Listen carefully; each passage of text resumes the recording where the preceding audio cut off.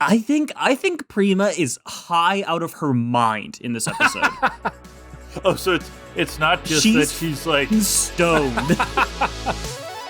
It's milestone week this week on To Kill A Delibird. Not only is it episode 50 of the podcast, but we're looking at episode 100, our 100th episode of the Pokemon anime, and boy, is there a lot to talk about today. There's anime boobs, and anime boobs, and anime boobs. And with me to discuss it all is Graham, as usual. Graham, how you doing? Well, Kellan, you're the Pokemon expert, so does that make me the anime booba expert? I guess so. That is not a title I want, though. You must bear the burden of that so title. Cringe.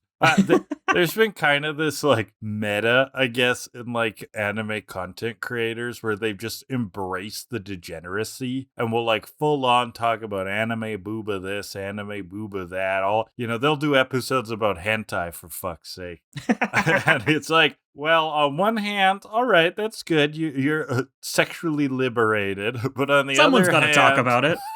on the other hand, I'm good, bro. But we will be talking about some anime booba today. Yeah, we're not going to go that far. It's taken us 50 episodes to get to anime It is booba. very much in the episode, very prominently in the episode. Oh my and god, so, is it ever? Yeah. Yeah, we got to talk about it. So yeah, today we're looking at episode 100, A Way Off, Day Off, and episode 101, The Mandarin Island Miss Match. These are fine episodes. The episode we're here for is Mandarin Island Miss Match.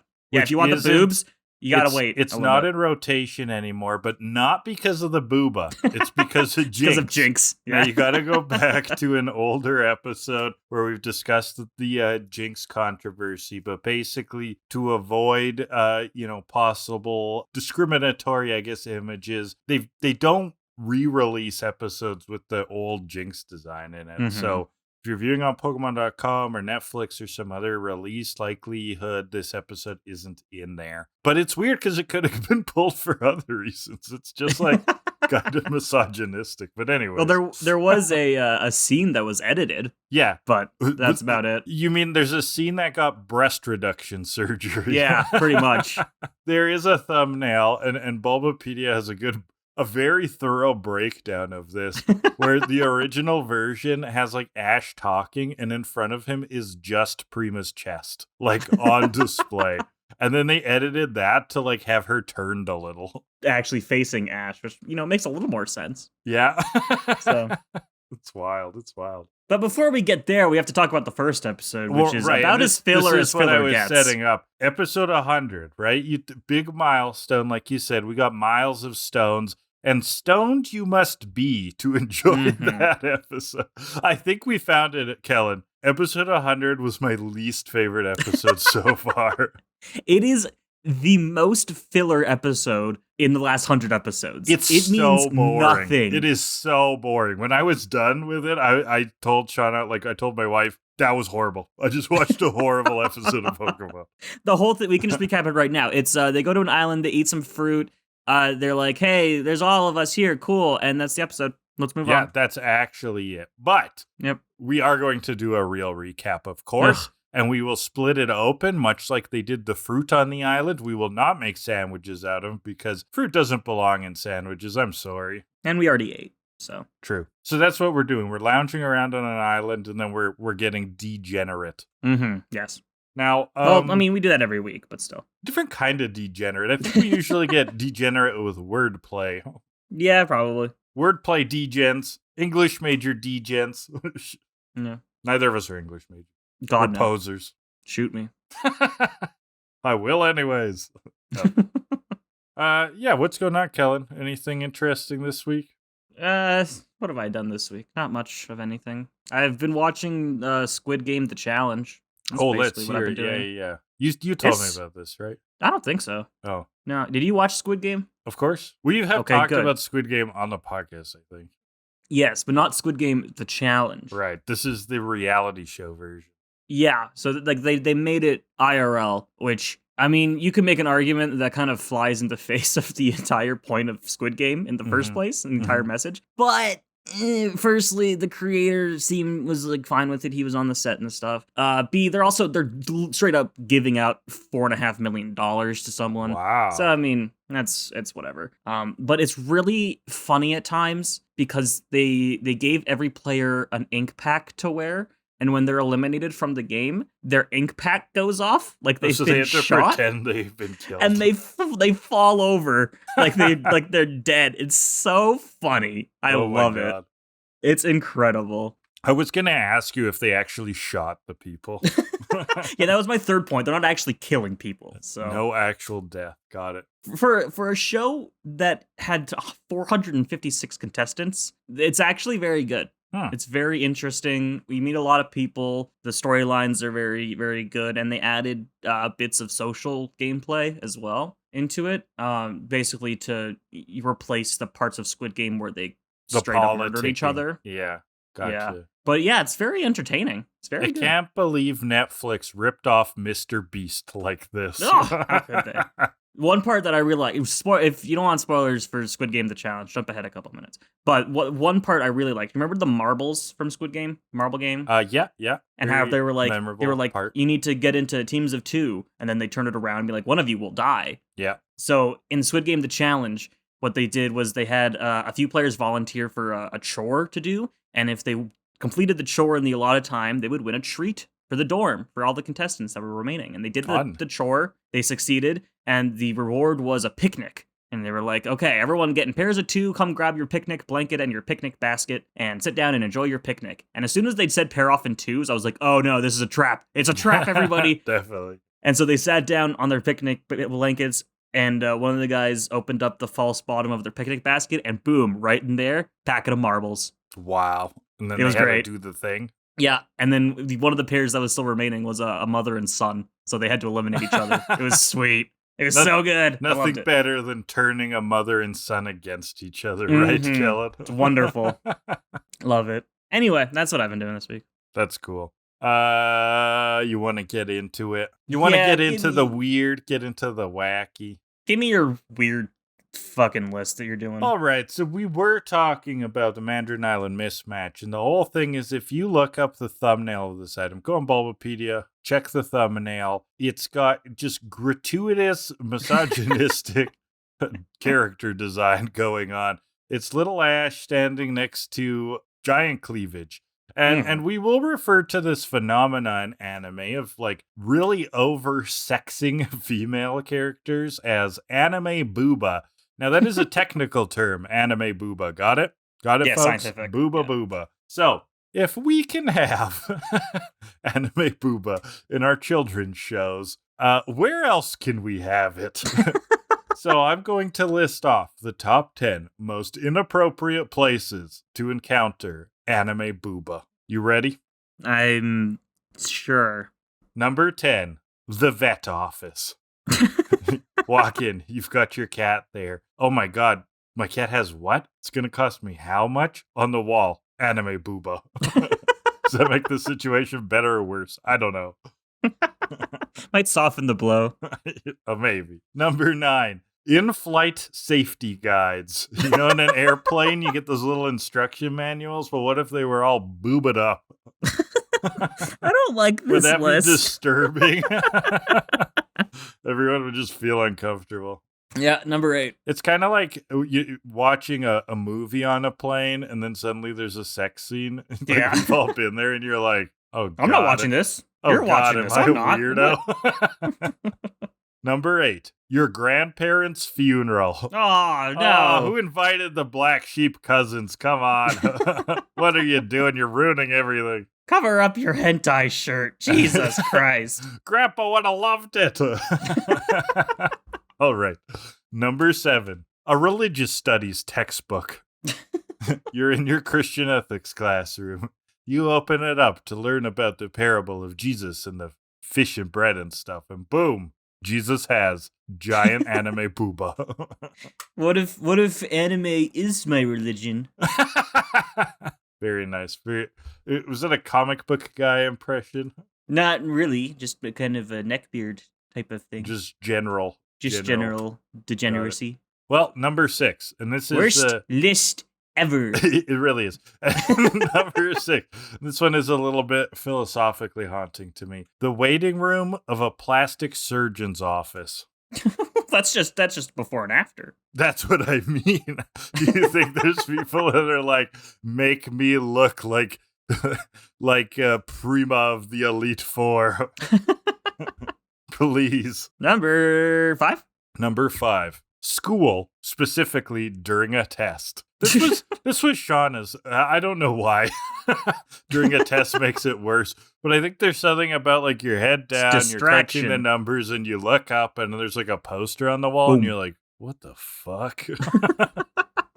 It's 2. That's what they answered. Pi r squared, circumference of a circle. Got it. All right. Number 4. A Trump 2024 election campaign poster. Well, that might get him more voters. It's Trump himself. He's got the huge naturals animated. I said what I said. And I believe what you said. Number 3. Girl Guides cookie boxes. This was also Shauna's. Don't do that. This was Shauna's. You could blame her. She told me that I needed to cite her for the brilliance, but this is just extra degeneracy, I think. Also, do they have Girl Guides in the States? They might call them Scouts down there. Yeah, Girl Scouts is like the more known term. Ah, okay, got But also, yes, if I were you, I would also pass the credit off or pass the blame off for that. It was the cat. That was bad, yeah.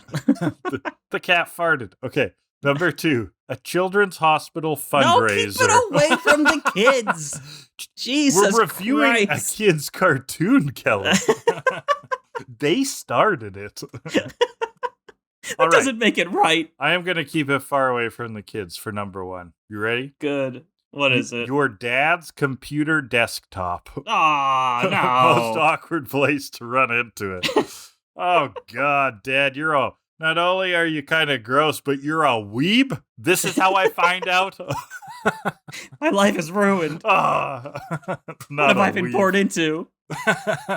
Okay. There you go. So you can we move on from uncomfortable that? Next? We can move on. Yeah, we'll get back to that in about 30 minutes. Yes, but we are going to take a relaxing trip in episode 100, a way off day off.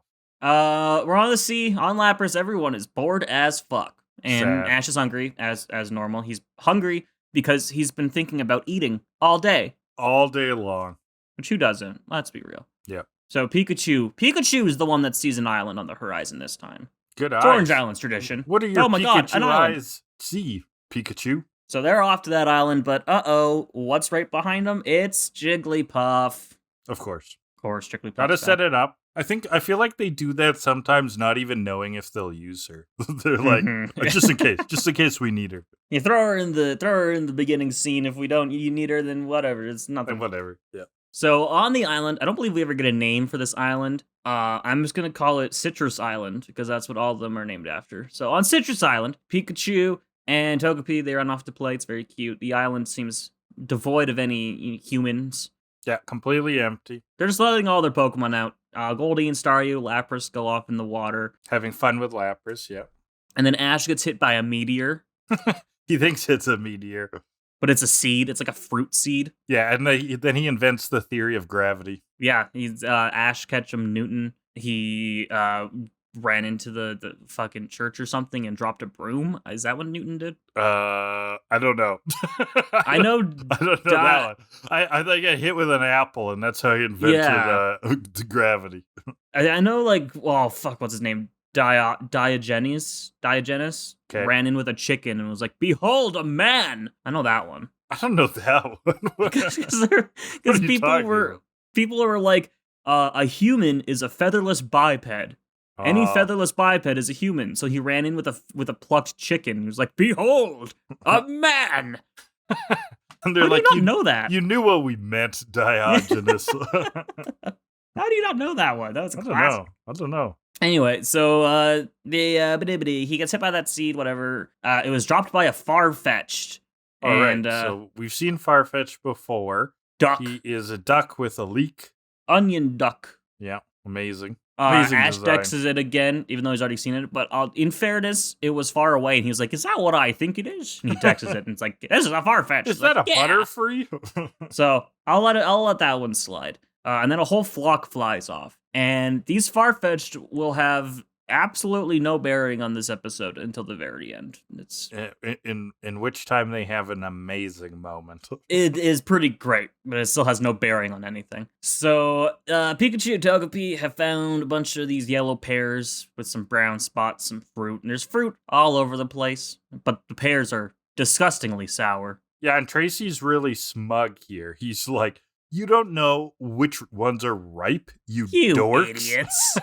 Fucking the darker dunces. ones taste great. And yes, Christ. they do. So the light ones, sour and awful. The darker ones, tasty sweet. And the Farfetch'd must come here to eat. And Misty's like, Ash can try them. It's fine. Ash can eat the, Well, he's the hungry the one. other ones. Yeah. They decide to spend a day on this island and give the Pokemon and themselves a little break. And that's the crux of the plot. That's the whole fucking episode.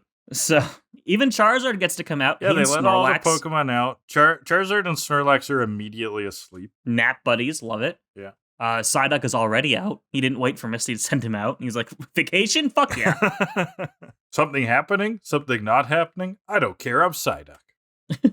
Scyther is super amped and ready to go. This is like the first time most of the Pokemon are meeting Scyther, and they're kind of he's kind of scaring them. Yeah, he's like very brash and he seems ready to fight at all times. They're like, really, Ash? This motherfucker has sword arms. You want You're us to not going hang out anywhere with someone near with him. sword arms? And Ash is like, he's nice, trust me. Togepi, though, will be his friend. This is so cute. Yeah, this is one of those, like, kids have the least biases kind of thing, eh? Complete innocence, yeah. Yeah. Togepi, like, runs up to Scyther and starts, like, patting him on the foot. It's super cute. And that makes the others realize, okay, maybe Scyther's not trying to kill us. Yeah. But Ash is like, Charizard, come say hi to Scyther. Charizard won't. He's like, you're being very rude, Charizard. This is bad manners. Come say hi to our new friend. He doesn't. He gets burnt. Yeah. So Charizard loves to just scorch Ash's faces off. We do not know how Ash gets a new face every time, but it's incredible. Yeah, it's the plastic surgery on Citrus Island is remarkably fast. On the abandoned island. Yeah. That's totally a Pokemon plot. They arrive on an abandoned island, and they search around, and someone gets really fucked up. And on the back of the island, they discover Dr. Face Wizard's plastic surgery, and they get their face fixed. That's a fucking Pokemon plot. I just wrote one for you there. Oh, and even better, there was an ancient prophecy that someone would lose their face and then get it fixed. The prophecy that's why the plastic surgeon is set up there, because the He's prophecy been waiting told him for all it's of this time. island. Yeah, exactly. And then Ash's face gets fixed, and the professor gets raptured. There you go. And Team Rocket tries to steal the face-creating equipment to do a scheme where they're going to pretend to be Giovanni and get money. But it all blows up. They go blasting off again. It's the easiest Pokemon plot we've ever written. Oh, They should hire us. please hire Okay, us. so where were we? Well, Charizard so and fire. the fire, we're lighting up the Ash face barbecue. And the thing is, the flame that's going towards Ash almost hits Scyther. And Scyther doesn't have the same face regeneration, I guess, because he's a little pissed off. And this kind of carries throughout the episode, is Charizard and Scyther now are just like eyeing each other up, right? Like they're just ready tense. to fuck each other up. Oh, yeah. They're like, they're the two biggest bros in the bar, right? They've sized each other up right away. They're ready to step outside at any moment. This town ain't big enough for the two of us. Oh my god, that's exactly what Charizard says. So, meanwhile, Team Rocket are chilling on the beach. They're taking a day off. Coincidentally, they're on the same abandoned island. Of course. Yeah. And they're not even going to think about work. Not even going to think about stealing Pokemon. And Meowth is too, but he's a little sad. He says, too bad fur don't tan. Oh, poor Meowth. And they're not going to think about work or anything until Togepi and Meryl swim by. This is also super cute. Togepi is playing with Meryl's tail and it's like keeping her buoyant. So adorable. I love it. Yeah, and they don't notice Team Rocket. Nah. Even though Meryl has super hearing. This makes them realize, okay, well, the Torps on this island, back to work. They're back in their Team Rocket outfits, spying on the gang, of course. James still wants to relax, though. He's upset that they're back to work. But if they bring all these Pokemon to the boss, then they'll be clear to take a real vacation, as if this plan was ever gonna fucking work. Yeah, well, they're saying they'll get a real vacation when the boss forgets about their debt, which is like, okay, what Ever they're growing. happening was never a real vacation, I guess. They called in sick and they weren't actually sick. Yeah, they called in sick to screwing up. And then they Yeah. decided, no, we need to screw up. You know what? Kids at home are depending on us to screw up in hilarious ways. Meanwhile, the gang is harvesting some fruit, but Snorlax is out. Snorlax is awake. He's ready to eat, but Scyther defending the pile. And then from the fruit pile, boom, boom, it's Jigglypuff. She's just here. Bursts out of the fruit, puts the gang sings, sleep, marker, and when they wake up, they're all like, maybe we should just like let Snorlax sleep, right? It's a little bit easier that way. Especially We'll since get a he was little going to more eat all their food. fruit. Yeah. And so all the Pokemon enjoy their little fruit platters. Tracy made sandwiches out of the fruit, and Missy's like, where's the bologna? Where's the Swiss cheese? Where's the peanut butter? And Tracy's like, well, Misty, Swiss cheese and bologna don't grow naturally in the wild. And Ash ate all the peanut butter last week. It is. He does conveniently not say those don't grow on trees so that we can't be like, well, actually. Peanuts grow on trees. Yeah, no, Ash just ate all the peanut butter. I mean, I would eat all the peanut butter. Peanut butter is delicious. So. Oh yeah, peanut butter is great. So these fruit sandwiches, though, in Japan, at the convenience stores, well, like they're not common. Of course, like the main things are like rice and noodle dishes and stuff like that. But they do have fruit sandwiches there. So they're this like kind of plain white bread, and they'll have like strawberry and kiwi, for example, in them with like cream. I don't know, man. Yeah, I'm pretty open-minded with food, but I do not get the fruit sandwich thing. Don't be putting fruit on my bread. That's just not eat the okay. fruit and eat the bread.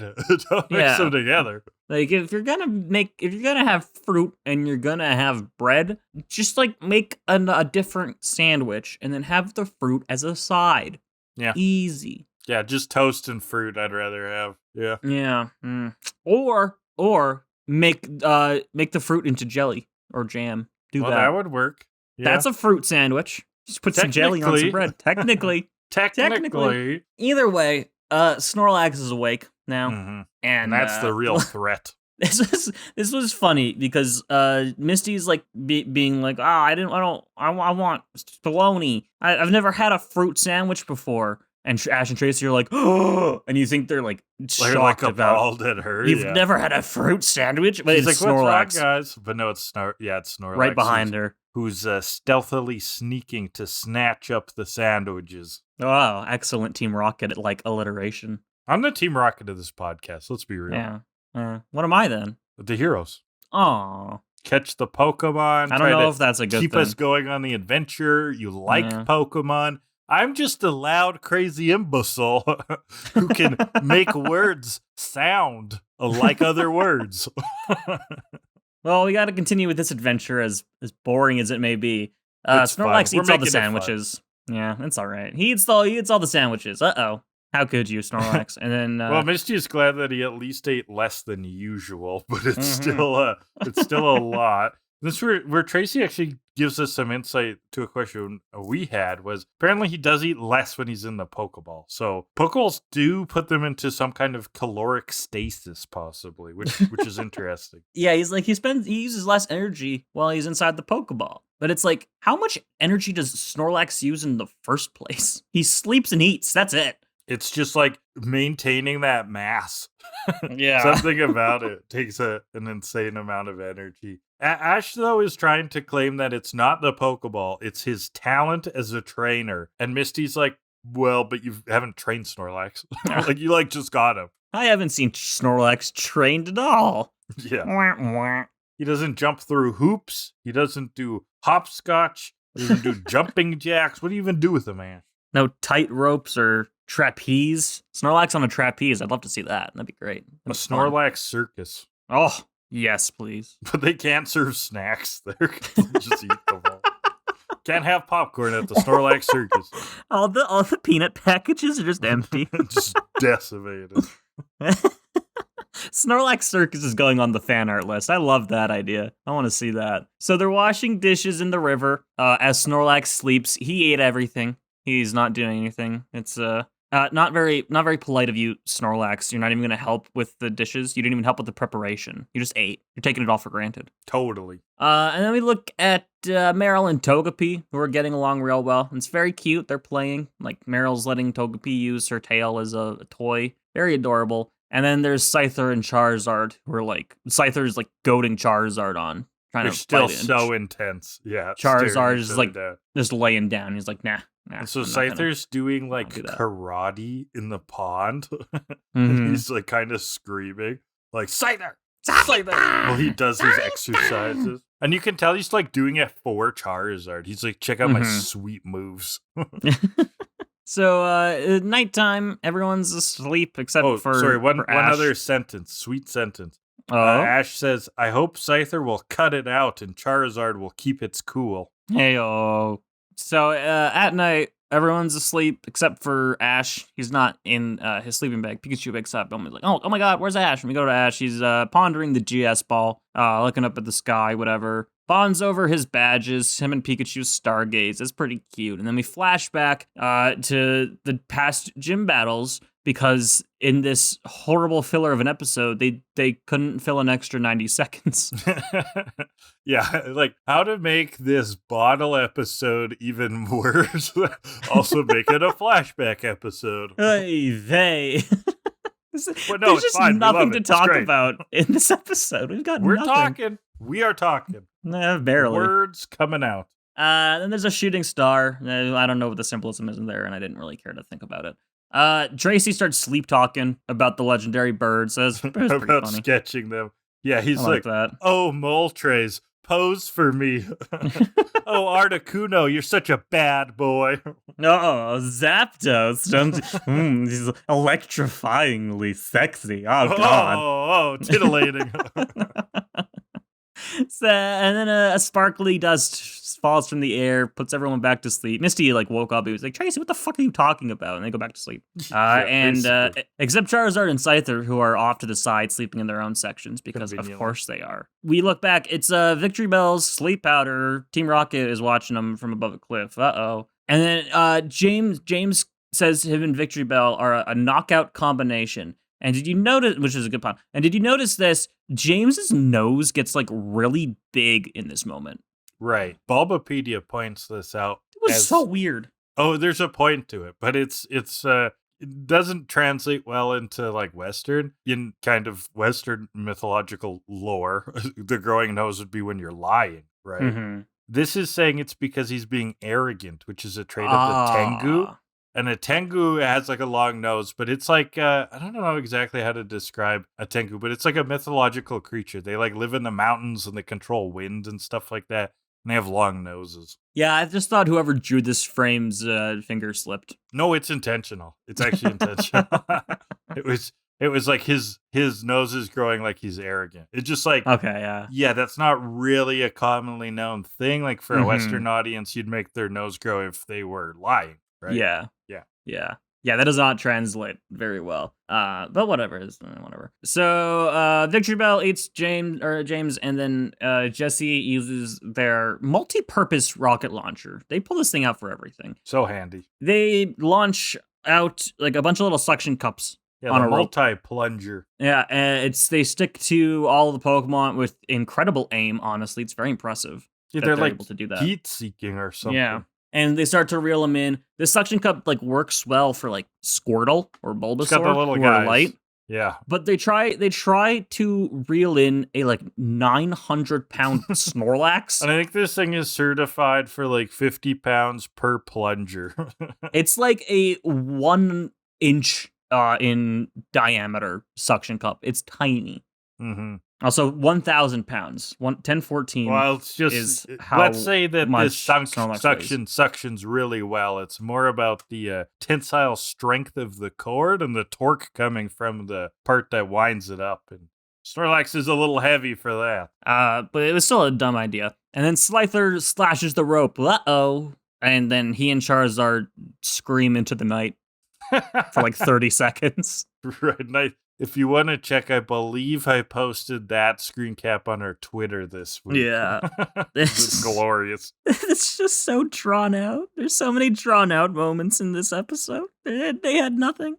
But it's kind of hilarious that they just scream. It is so funny. Because it's like all of the angst of the episode, all them staring each other down has just led them up to them letting out this like ejaculatory scream. It's all pent up, yeah. It's just pent up. But that wakes everybody up. It makes Ash be like, oh, what the fuck's going on over there? And he runs back. Jesse then latches a tree with the claw, and they start ziplining in while doing the motto. That was so pretty cool. So multi-purpose, like you said. Now the chant itself is going normal until Jesse and James hit the tree. Whap! Team Rocket blast off at the lead of Spite tonight. Surrender now or prepare to surrender now. Surrender now. And then Meowth comes going in. Meowth, say the motto right. It's incredible. Yeah, it was great. That's the best moment of the episode. Good. Yeah. So that's fight time. Arbok and Musing versus didn't all mean the to Pokemon. wake them all. Now we gotta take them all. Hey-oh. So smoke screen from Weezing, of course. Scyther does his sword stance, blows it away again, which is not really how it's supposed to work, but whatever. It's physics. He did it last episode too. Yeah, it blows Weezing back into Arbok. Apparently, it's so strong. Scyther's pooped though after this. He can get one move off, and he's like, I'm done. I need to take a nap. So Bulbasaur Vine Whips, Squirtle Water Guns. It smacks them into Jesse and James, and then Thundershock fries them, and then they go for a team tackle when Charizard steps in, and he's he like, torches them. I want a piece, baby. Scyther skull bashes, boom, boom, they go blasting off again. That's Team Rocket for you. Yeah, and the Pokemon now are all just nodding in respect. It's like Scyther's nodding, Charizard's nodding, like, oh, we did it, boys. They're just like staring each other down. It's like Charizard and the Magmar. Charizard's finding like opponents he actually respects for once. Right, and we almost wonder for a second, are they going to fight? But no, that's not what's going on here. Are they going to kiss? It is a little bit like the sexual tension at the beginning of a boxing match. You know, for the fighters who are staring each other down. And it's like, it's just passion, man. Is it romantic or violent? Who's to say? So then they walk away from each other. They're not going to fight or make out or anything, unfortunately. And Tracy's like, I think they respect each other. Scyther Charizard making out fan art. That's better than the Sarlacc Circus. Okay, but if you're going to do that, it needs to be a GIF that imitates that Mario Sonic. The Mario Sonic GIF. one? Yeah, exactly. Has to be. And several frames of it should be put in a museum. With the Mario Sonic GIF. That should go in a museum too. That's art. Beautiful. It is art. Okay. In the morning, they're back off on the sea on Lapras. They're heading off to their next adventure. There's nothing else there. We go to Team Rocket, who are in the middle of nowhere, and they landed on some random small island. James is like, "Hey, we should enjoy it. We don't have to work." And they're like, "Yeah, this sucks." And then suddenly, boom, Farfetch'd comes back.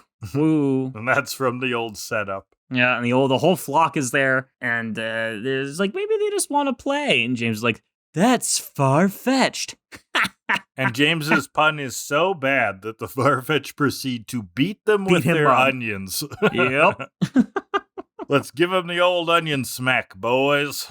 And that's the episode. That would be my superpower, beating people with onions. If I was a superhero, I'd be like an onion fighter. That's a waste of a superpower. Oh, it'd be so fun. Onions are life. That was the episode, if you can really even call it an episode. Yeah, so it was literary hour. What's a book that has absolutely no meaning? I don't know about no meaning, but there are books where not a lot happens. That's actually not that weird. So there's like, in a lot of shows, there's like slice of life episodes that are more about something mundane. And I kind of have that feel because like I can see the appeal of this episode being that sometimes it's nice to just take a break and like hang out with characters that you like. And I think that's what this episode's kind of going for. It's sort of a beach episode, but it not really, because it doesn't have a lot of the beach tropes of a beach episode. But it kind of gives us that same breather feel. There's some classic literature that's all around a vacation. So The Sun Also Rises by Ernest Hemingway. It's all about a group of adults going on vacation in Spain. They watch for the running of the bulls. Of course, there's a lot of drama that kind of underpins it. For movies that kind of in that same vein, Spider-Man Far From Home is all about them going on a vacation, and it kind of feels like this palate cleanser after Avengers Endgame, which was like, a big thing, and then Spider-Man Far From Home is kind of like, oh, let's go on a vacation. That was kind of like the same feel. And then for more classic literature, we've got James Joyce's Ulysses, which is I haven't read. I really should at some point. But every sort of section of it is done in a different style. And it's kind of known for not being very plot heavy. Like it's not about where it's going. It's about the journey, and it sort of slice of life as heck, I'm told. It's all about the journey, not the destination. It's all about the shitty episodes along the way. It's all about the fruit sandwiches and not the peanut butter ones. Well, shall we rate it? Yeah, let's pull these balls so that we don't have to do the crime of rating it ourselves. I'm conflicted if I want this episode to score really low because it was boring, or really high because that would be really fucking funny. I think it'd be funny. Let's go. I'm cheering for it. Let's see. All right. Well, category number 1 will be Team Rocket motto. That's a good one. Oh, that was actually good. Might actually do well. Because the whole tree thing, and then James is like, surrender, surrender, surrender. And just, it was a good moment. It's above average. Definitely above average. I'm going with a 7. It made me laugh. I'm gonna go the IGN Omega Ruby Alpha Sapphire 7.8. Too much water? Not for too much water, but just because it was good. Was that the infamous too much water review? Yeah, it was. Yeah, great. All right, that's a 7.4 for Team Rocket motto. It's actually sitting good. Second category will be not how the game works. Nothing happens. Nothing happens. And stuff happens in the game. Therefore, this actually does well in the category. Let's take a look through my actual notes. Jigglypuff puts people to sleep. Pokemon play. Farfetch'd. There's a Farfetch'd. In the game, you only get one Farfetch'd. You don't eat fruit in the game. I don't fucking know, man. I'm pulling for things here. I'm telling you, I'm convinced by the argument that things happen in the game. It's not a terrible argument. At least the early games do not have places where you just chill with your Pokemon. That is something they added in like Sword and Shield, right? Yeah, where you could do like you can just like camping. Eat curry with your Pokemon. Yeah. And then the sheeps scream when they realize what the curry's made out of. It was Wooloo all along. Fucking sandwiches, Snorlax. You don't have to feed your Pokemon in the games. That's true. That's true. You can make an argument that like Charizard should respect Ash. He has the badges. Oh, it's got the badges by now. Yeah, Sword Stance doesn't get rid of. Oh, that's true. Smoke screen or something. I like these straws we're grasping for. I'll grasp for as many as I can. Team Tackle's not a thing. It's just tackle. Okay, how many have you named? Like 5? There's a few, but a couple of them are absolutely nothing. Right, so they're weak. So, okay, and then normalizing it. Okay, carry the 1. Divide by 0. No, that makes it all implode. What are you doing, Kellan? You've created a mathematical disaster. Oh, the spreadsheet's blown up. Only Mew3 can bring it back. Pray to me. Oh, he did it. Oh, what's this? 7.273. 7.273. Is that your rating? That's what I'm going with. I summoned Mew3, and he told me to give it a 7.273. 273. I was not going to go nearly that high. I was thinking like 5. Well, we went on a journey, and that's where it led me. All right. Well, for that is a 6.1365 for not how the game works with the 7.4. Beautiful. That is a 6.76825 for a way off day off. Wow, very digitally precise. Yeah. Nice.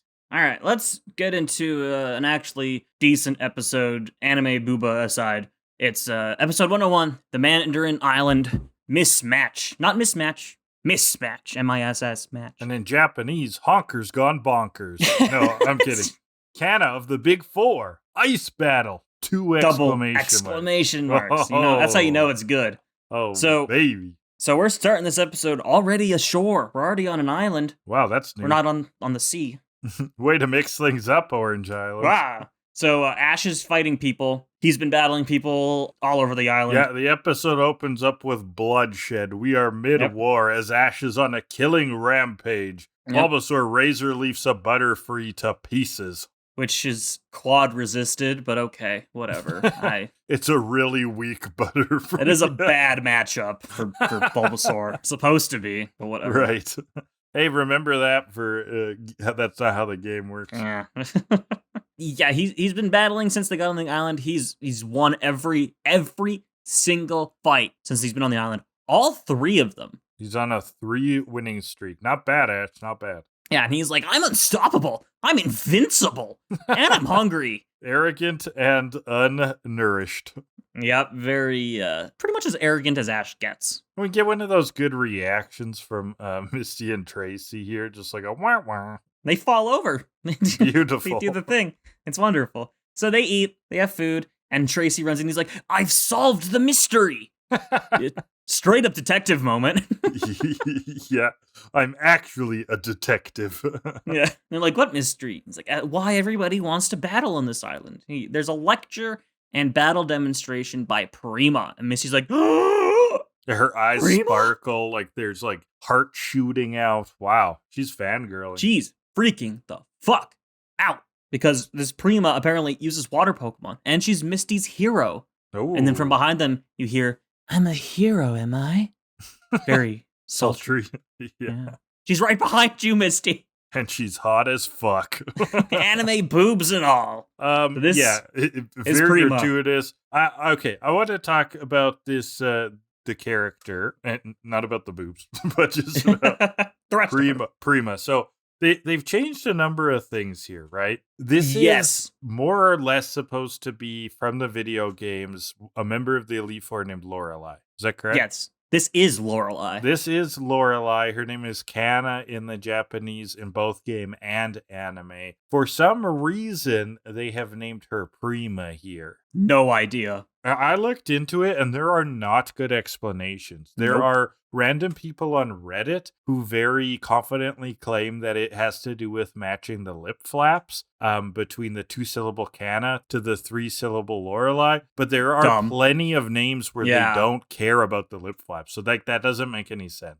Or sometimes they'll like say a sentence really fast to get in like in the time of the character moving their mouth. So that makes no sense. It's stupid. It's just dumb. And they shouldn't have done it because this is fucking Lorelei. We know this is Lorelei. Yeah, and all it does is kind of confuse kids. So this would be the next point I want to bring up. I do actually remember this episode as a kid. Whoa! And I know, weird, right? Why I remember it is the name Prima actually stuck in my head. And it stuck in my head because, do you remember... Some shitty strategy guides? The strategy guides, yes. So there was a company back in the day that made strategy guides called Prima Games. And me being like maybe 10 years old when this episode came out, I heard the name, saw the guides because I had Pokemon strategy guides, and thought that was Prima. Like for like several years, I thought that was the Prima who made the strategy guides. Like I did not understand why they had the same name. Oh, these are Prima strategy guides. Okay, like she gives lectures on an island. Incredible. She must write the guides. That's some brilliant logic from 7-year-old Graham. 10. I would have been 10-year-old Graham. Yeah. I love it. That's great. It's weirdly coherent, isn't it? Strangely. It's like, but that also makes not sense, at all. and it shouldn't.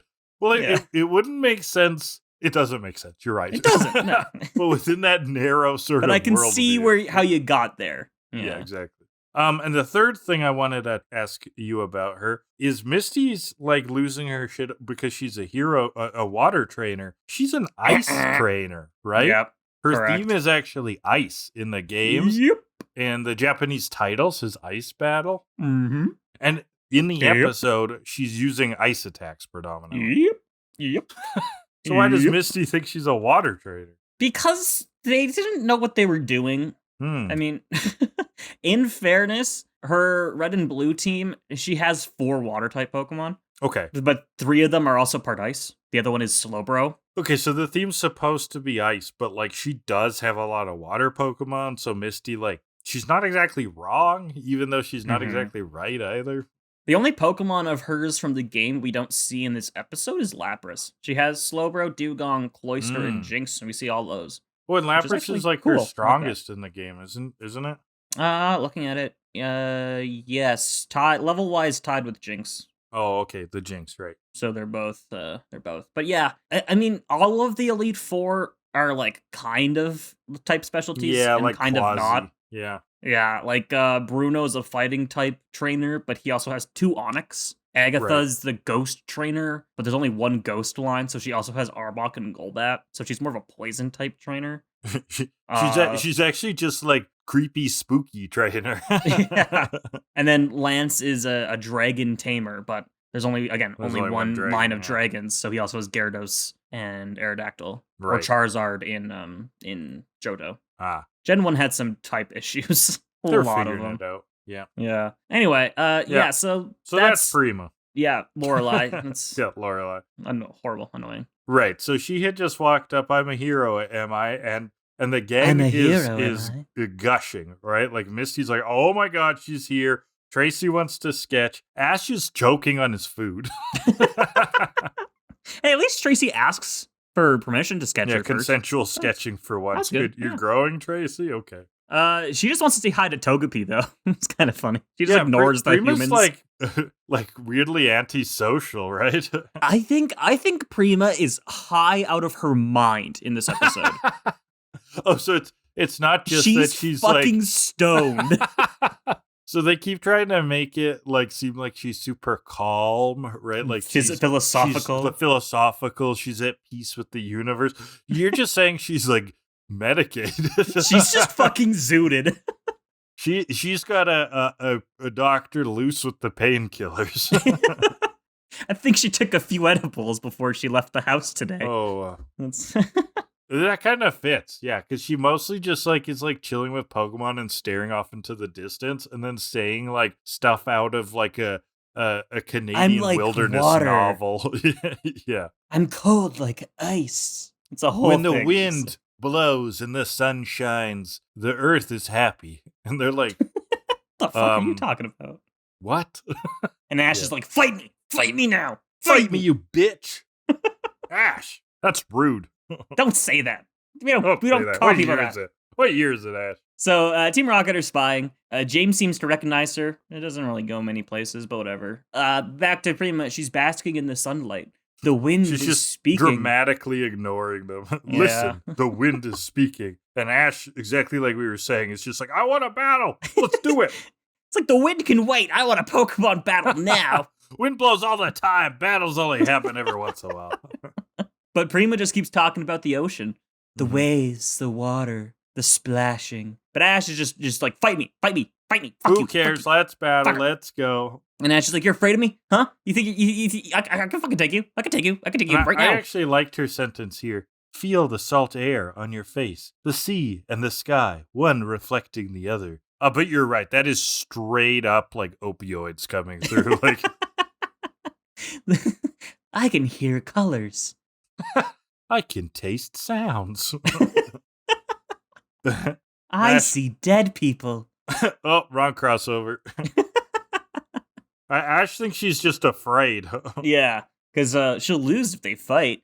So he runs off down the stairs and just challenges some random guy in the street. He's like, hey, you trainer? Trainer guy's like, yeah. So pent up. He's like, you want to fight? Fine. If you want to fight, I'll fight anyone. I'll fight all of you. The guy's like, okay, fine, let's fight. And he's like, just you a pick the random rules. bro. Yeah. You pick the rules. And the guy's like, 2v2? And Ash's like, fuck yeah, sure, let's do it. Fucking and during this whole exchange, Pikachu and Bulbasaur are still just eating at the restaurant, and they don't care. They haven't punched at all. Yeah. I loved that. Tracy and Misty like, okay, well, I guess we gotta go watch this. Yeah. Tracy's like, Pikachu, Bulbasaur, are you guys coming? And they're like, no, we're eating. We're trying to enjoy our lunch here. Yeah. Jesus Christ.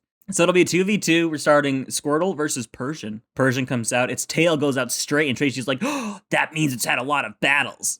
What the hell was that? Okay. Was that a thing? Okay, Tracy, I don't fucking know. I have to look at freaking Pokedex entries now. God damn it. You know what they say about Persians with straight tails? And we're like, big feet. No. Yeah. I'm seeing nothing about straightened tails. Tracy's bullshit.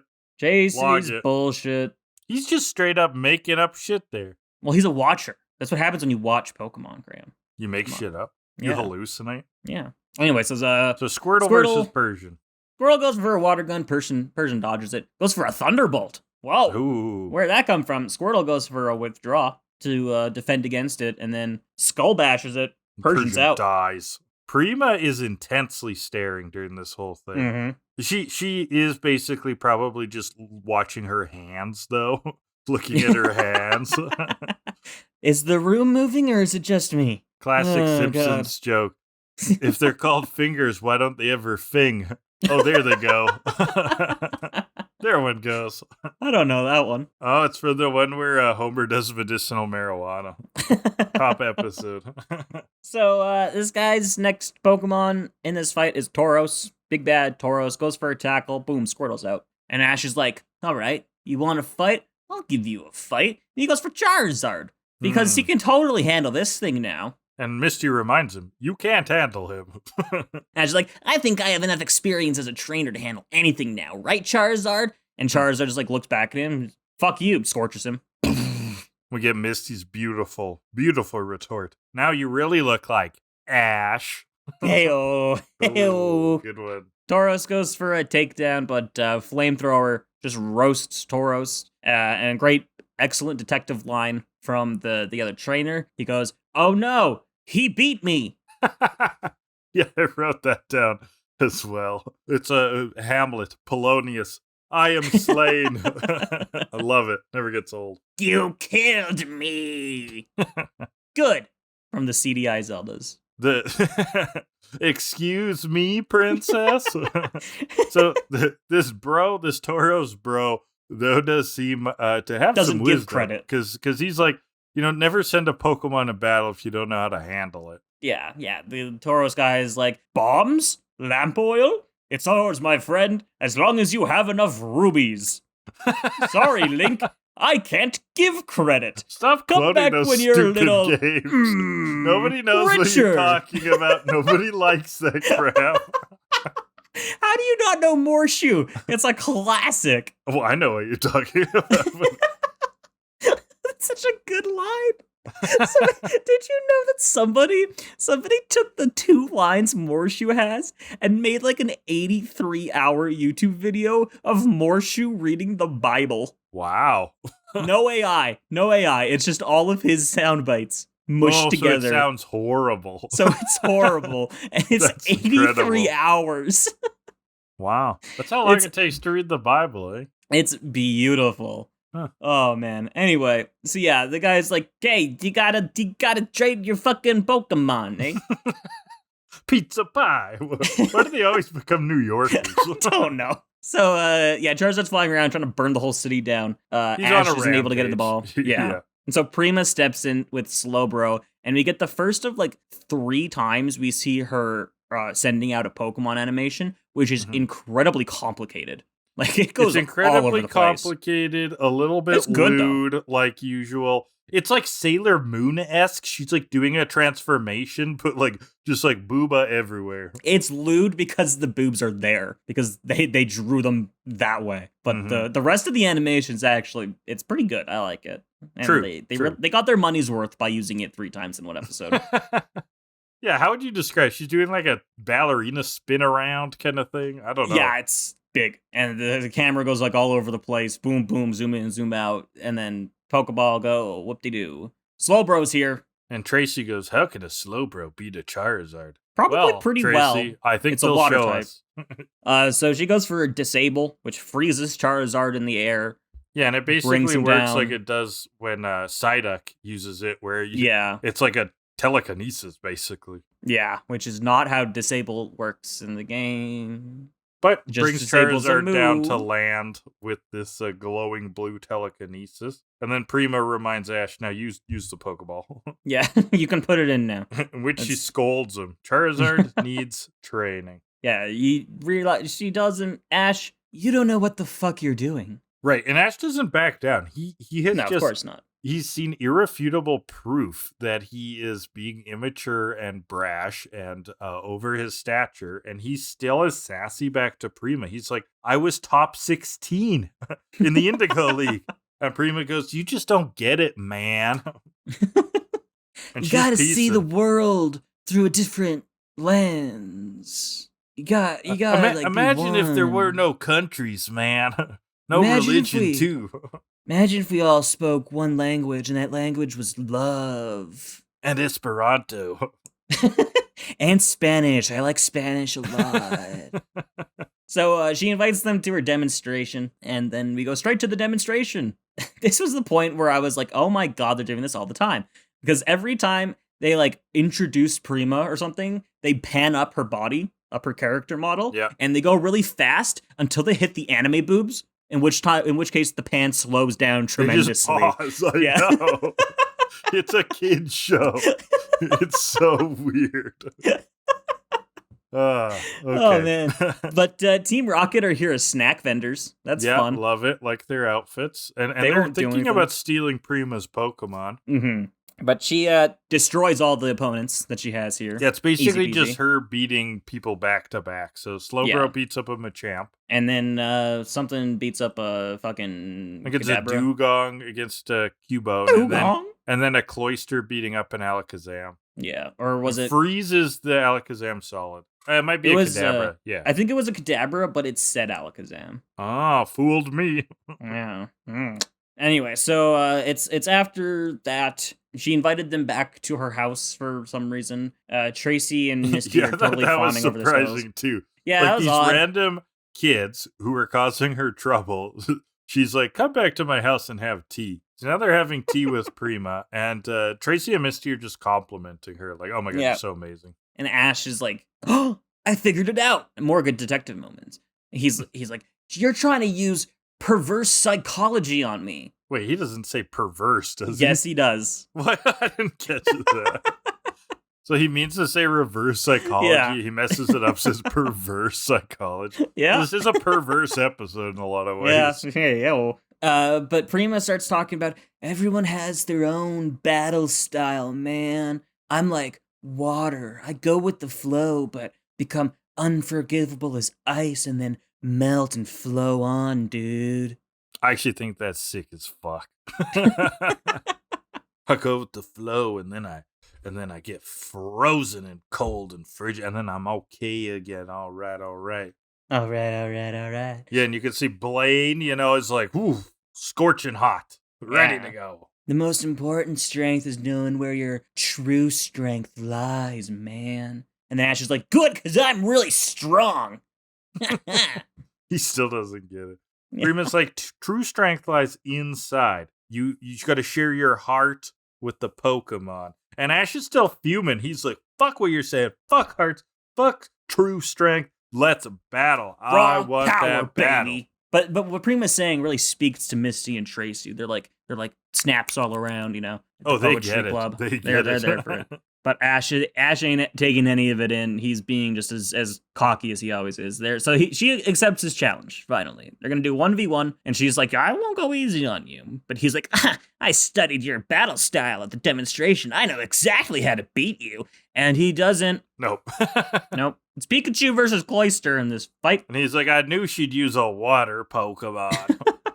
Pikachu goes for Thunderbolt. Cloyster withdraws. Not a scratch on Cloyster. That's Even not though how it's a that special works, move, right? Thunderbolt's a special move. Withdraw only. It raises physical defense. I knew something was fishy here. Or should I say clammy? And so Pikachu goes for Agility, in which Cloyster hits a Reflect, which knocks Pikachu back. Also not how that Also works. not how it works. But it Nope. was kind of like it actually looked more like the Miss Hermine barrier from previous episode. And so Pikachu goes for a Thunder. And Cloyster is damaged. Yeah, it looks But it's- damaged, yeah. Heating up. It's using Rage. And Prima's glasses started glinting around here, which Mhm. was kind of a fun animation, actually. Oh, she's getting serious. Classic anime. Which Yeah, very classic, yeah. So yeah, it's using Rage. Rage sucks. But here, it means that Cloyster glows red, and red means good. So Rage in Gen 1 locks you into it, and you can't do anything else until your Pokemon faints or wins the battle. And it's supposed to be, increase their damage a bit, or it's supposed to be kind of strong. I don't know. every time you're hit, your rage builds, causing your attack to increase. But like you're locked into it and you can't make any other choices. So it's really bad. And there's this glitch with rage where if you miss, you won't stop missing. Oh my god, that's horrible. So you're locked into missing forever. Yeah. I'm just reading it on Bulbapedia because I forgot to look it up earlier. The thing is that in Gen 1, there's a glitch where any move, even if it has 100% accuracy, can miss because the coding was like roll a number from 0 and 255, and if you roll less than 255, then it hits. And they forgot that equals sign in the less than or equals to. So if it rolls at 255, the move misses. So there's a 1 in 256 chance that any move in Gen 1 can miss, except for Swift, which just bypasses accuracy checks entirely. And so if Rage misses due to that, its accuracy becomes 4% or 0.4%. Ah, there you go. So interesting. Rage is weird.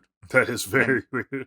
Yeah, it gets better in Gen 2 when you can actually like choose other moves, but in Gen 1, it's bad. In the anime here, all it seems to do is increase Cloyster's attack, like with like no downsides. Yeah, it's not how the game works. There you go. Use that ball on this uses one. Rage, quote unquote, and then she calls for an Aurora Beam. That's a move, right? Yeah, it is. And it's an ice attack or what? Yeah, it's just basically weaker Ice Beam. You're telling me the Aurora Borealis is in its entirety is inside of this cloister. Contained entirely within this cloister? Yeah. Can I see it? No.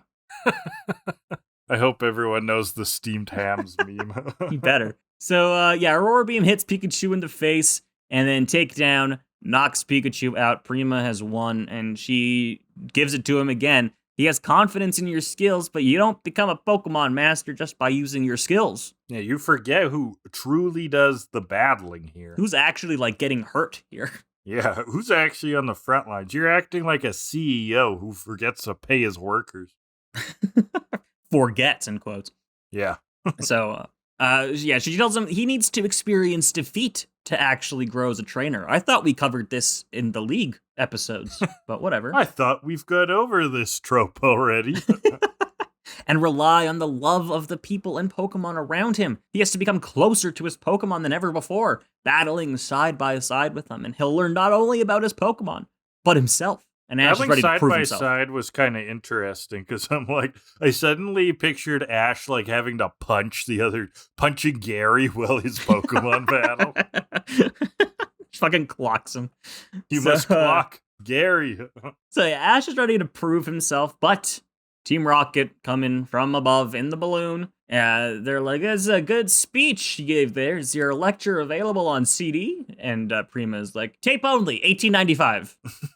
1895 for a tape? I like that one. An old technology? Yeah, and everyone falls over. Good gag. Good gag.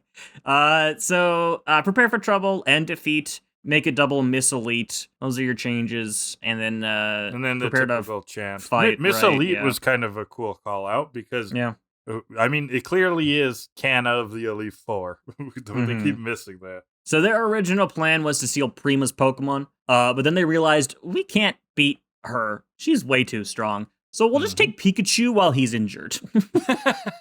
Yeah, we would like to take, your magical Aurora Borealis cloister, but that thing is jacked. They're like, we could lose, and I mean, losing is a part of our whole career here. Losing's kind of our shtick. It's important.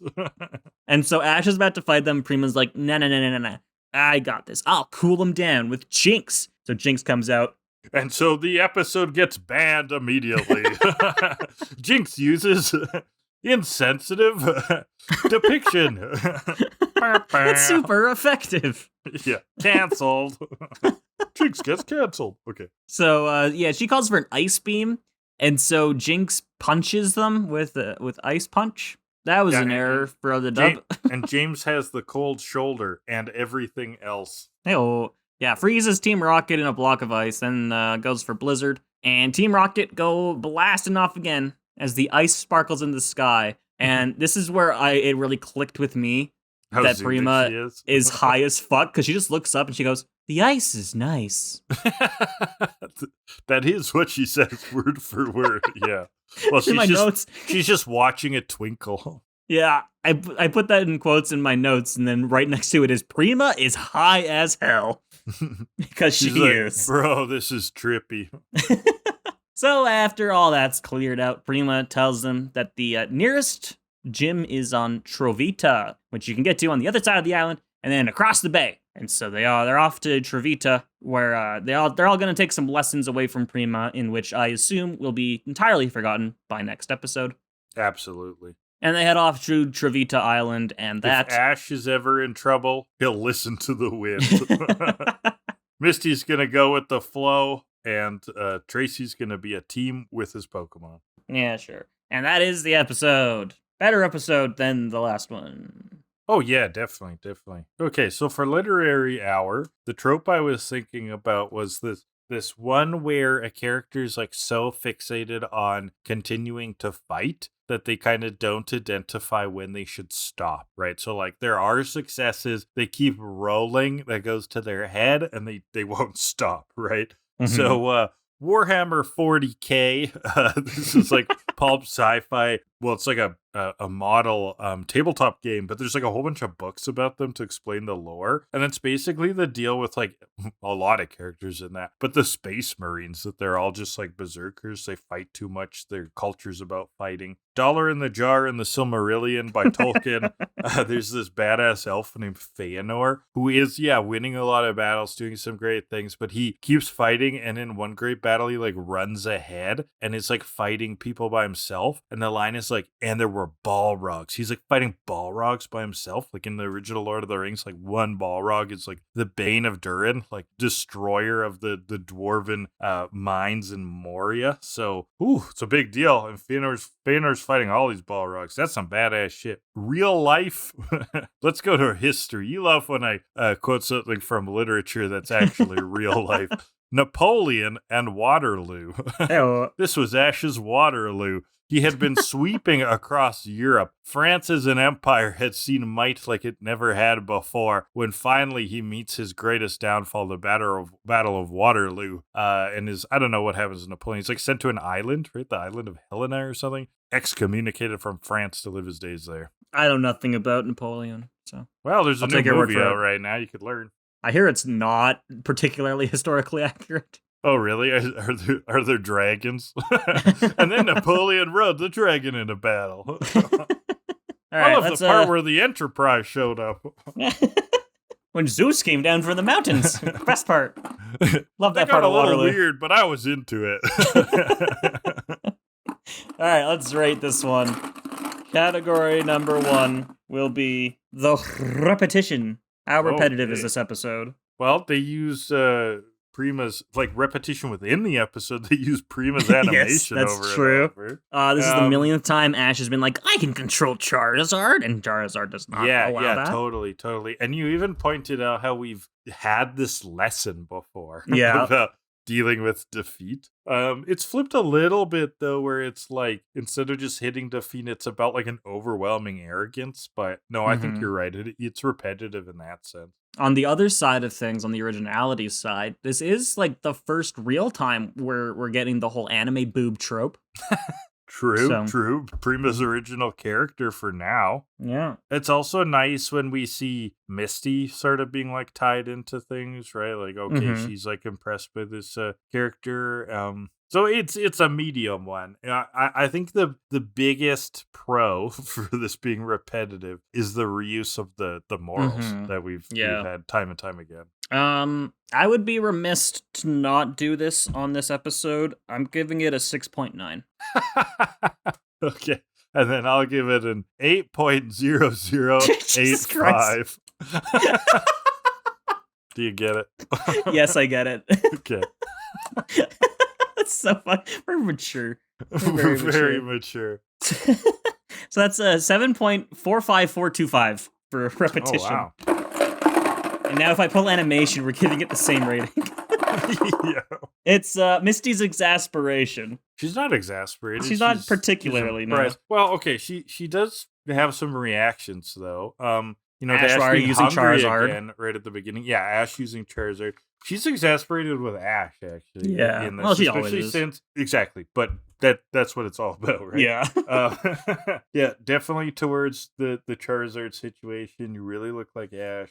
Ash never shutting up about getting a fight in with Prima. She gets pretty annoyed with him on that. And she should be. Like, Yeah. she's meeting this important figure to her, and Ash is still just being like a self-centered nincompoop. Mm-hmm. But that being said, I think those are good points, but we've seen her way more exasperated. Yeah. She doesn't do her big head animation or fiery up or anything. Yeah. It's still pretty decent. I'm gonna say a flat 6.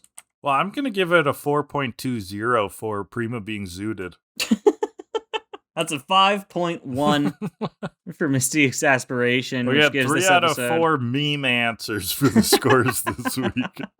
Like, we hit all the meme numbers. With that's an average of 6.277125 Yeah, for not bad, the Mandarin Prima. Island Miss Match. I'll be Not honest, bad. when you were saying your 8.0085 rating, I was more focused on the 00 and that you were getting super specific. I didn't recognize what it actually was until I typed it out. And I was like, oh my god, it's boobs. That's fair. But that is what we got for you this week. That is those 2 episodes. For better or for worse. Yeah, the one's better, one's worse. What are we gonna review next week? Next week, we have 2 more episodes. We're starting with episode 102, Wherefore Art Thou, Pokemon? Oh, Or in Japanese, Shakespearean. Nidoran's Love Story, which I kind of remember this one. I remember this one being very cute. Followed by episode 103, Get Along, Little Pokemon, or in Japanese, Coil on the Prairie! ! This is interesting because on Bulbapedia it's called Get Along Little Pokemon. On Pokemon.com it's called Get Along Little Pokemon. Get along! So Get that's along! not that interesting. Yeah. But there you go. I think your attention to detail has skewed me in recognizing what's interesting or not. Well, I'll be taking a look at that title card then for that episode. We'll also be taking a look at that title card because these are 2 episodes with the word Pokemon in the name, so we're going to be looking for that accent, baby. Oh, it's coming back. Check Yeah. it out on YouTube and TikTok, and that's a great segue. Whoa! Find us on the YouTube channel Hydra Leech. You can leave comments on the episodes there. Episodes come out every Monday. They are available anywhere fine podcasts are downloaded. You can also reach us at tokilladdelibird@gmail.com. Intro and outro music is 80 Synthwave by Alexi Action. And we've got a Twitter and we've got a TikTok. The TikTok is Hydra Leeches. Whoop-de-doo. Twitter is To Kill A Delibird. Yay. It's our favorite thing, Twitter. We love Social Twitter. media. Yeah, Twitter's the best. I'm It's- just disappointed at how hard it is to get people to see your tweets. I've had some Right? funny ones, but Yeah. whatever, man. Social media sucks. Let's be real. It's tough. It's the It's worst. a grind. Anyway, that's But TikTok's where all the action is. yeah. I also hate TikTok. So. Yeah, but it's where But all I'm the cool kids are. But very Prima vocal uses about that. TikTok. Oh, well, we got to be on Actually- TikTok now, huh? Yeah, exactly. Of course. Anyway, go do whatever you want to do. Animate boobs or not. Bye. What was that, like a weird call to action? I don't know. I have no idea. Go and doth do things or don't. See ya. My mind bye. is fried.